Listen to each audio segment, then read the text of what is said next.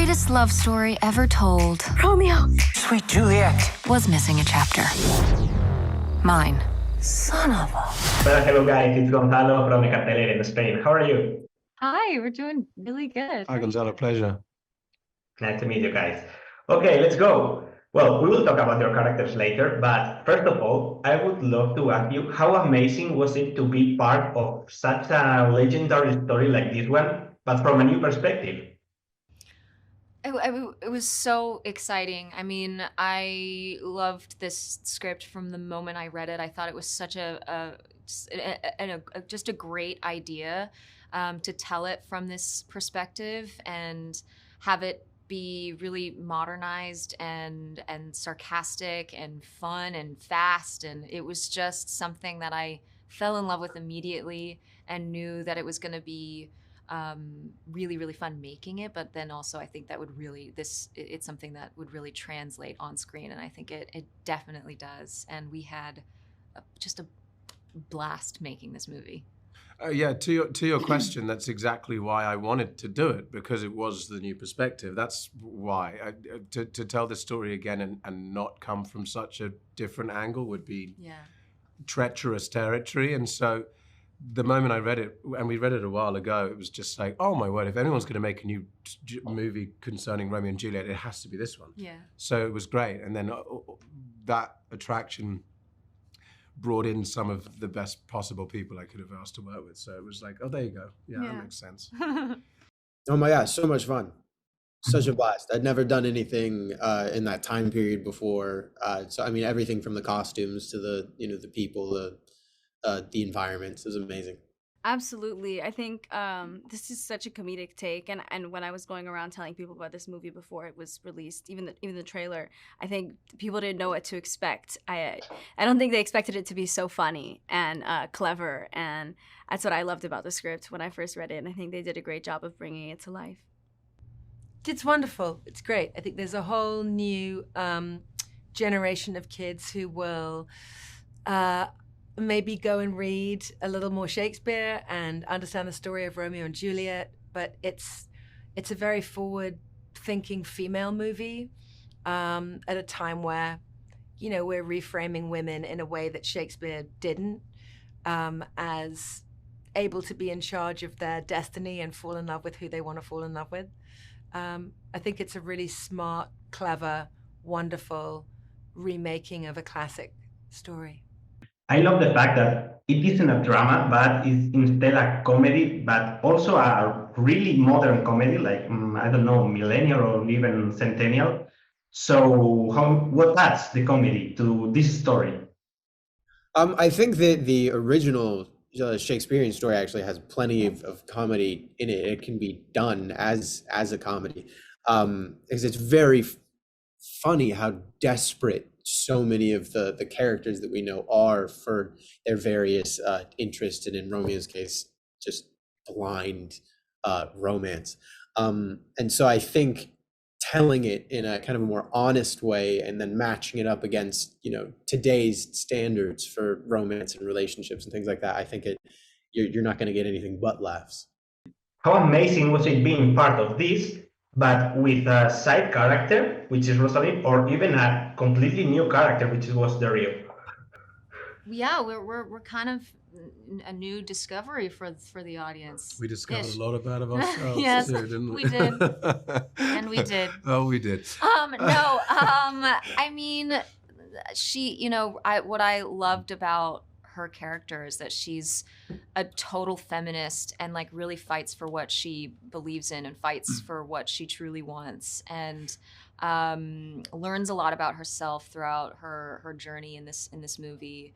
And I love that also she kind of like completely rejects all the like gender restrictions that were put on her at that time in the world. And I just loved that it was really, really fun, and I sort of got to just really play around with it and really just come at it with a lot of energy. And that's pretty much what my everyday was making this character. It was just a lot of energy, playing with the comedy. Karen Main, our director, was so incredible in allowing me to come to this character with all of my own ideas, and the writing is also really, really brilliant. So it was already so, it was already so, so much fun, the dialogue, and I just got to really play around with it and just be kind of like a more heightened version of myself